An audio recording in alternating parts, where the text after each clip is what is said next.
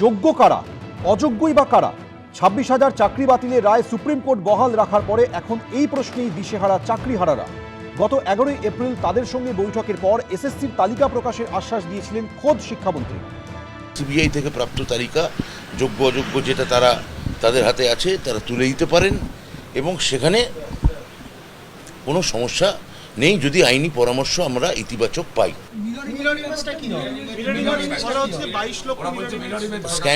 Mirror image সেটাও আমরা আইনি পরামর্শ নেব। সূত্রের খবর, শিক্ষামন্ত্রীর ডেডলাইন অনুযায়ী সোমবারই এসএসসির তরফে সেই যোগ্য ও অযোগ্যর তালিকা প্রকাশের প্রবল সম্ভাবনা রয়েছে। আর এদিনই এসএসসি ভবন অভিযানের ডাক দিয়েছে যোগ্য শিক্ষক শিক্ষিকা অধিকার মঞ্চ। বেলা 12টায় করুণাময়ী বাসস্ট্যান্ড থেকে শুরু হবে এই মিছিল। আমাদের ওই দিন যোগ্যদের সার্টিফাই করা লিস্ট যতক্ষণ না দেবে আমরা ছাড়বো না। আমাদের আরও দাবি, আমরা কোনো পরীক্ষা দিতে চাইছি না। আর ওএমআরের যে মিরর ইমেজ, সেই মিরর ইমেজ সর্বতভাবে প্রকাশ করতে হবে। এই দাবি নিয়ে আমরা আগামীকাল আচার্য সদন অভিযান করছি এবং যতক্ষণ না দাবি পূরণ হবে আমরা উঠব। প্রশ্ন উঠছে, তাহলে কি সরকারের উপর ভরসা করতে পারছেন না চাকরিহারারা? যোগ্য লিস্ট আমাদের দরকার, সার্টিফিকেশন করতে হবে। যে আমরা দায়িত্ব নিয়ে বলছি যে এর মধ্যে কোনো রকম অযোগ্য নেই, এই সার্টিফিকেশনটা আমাদেরকে দিতে হবে। এটা হচ্ছে আমাদের প্রথম এবং প্রধান শর্ত। এতগুলো দিন পার হওয়ার পর একটা চাকরি পাওয়ার পর কারো এনার্জি থাকে না সেই সিলেবাসটা ধরে আবার পরীক্ষায় বসতে হবে বলে আমরা এই 19,000 যোগ্য ক্যান্ডিডেট যদি পরীক্ষায় বসি, সেক্ষেত্রে দেখা যাবে 10,000 পাস করেছে, 9,000 ফেল করেছে।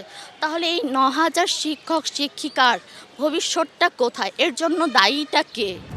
চাকরি হারিয়ে যোগ্য শিক্ষকরা যখন দিশেহারা, তখন এ নিয়ে রাজনীতির লড়াই চলছে সমান তালে। जानबूझ करके मिला दिया गया कि चलो ये जो मोटा माल पार्थ चटर्जी ने कमाया है और उनके माध्यम से तृणमूल कांग्रेस के अध्यक्षा और अभिषेक बनर्जी ने कमाया है, इस मोटे माल को हम अपने पास रखेंगे और इन 26,000 लोगों के जीवन के साथ हम खिलवाड़ करेंगे। আর শিক্ষকে নিয়োগ হয় সেখানে দুর্নীতির পাহাড়। সুপ্রিম কোর্ট পর্যন্ত আমাদের রাজ্যের মুখ্যমন্ত্রীর নাকে ঝামা ঘষে দিয়েছে। গত 2 বছর ধরে 3 বছর ধরে তিনি যে ন্যাকামি করছিলেন আজকে মানুষ বুঝতে পারছে। উত্তর দিয়েছে তৃণমূল। এরা চোরে চোরে মাস্তুত ভাই। মঞ্চের ওপর থেকে দাঁড়িয়ে যারা এত বড় বড় কথা বলছেন তারাই তো কাঠি করে বলুন, খুঁচিয়ে বলুন, ব্যাপারটাকে নিয়ে এদের চাকরি খাওয়ার জন্য উঠে পড়ে লেগেছিলেন তাদের রাজ্যসভার সাংসদ।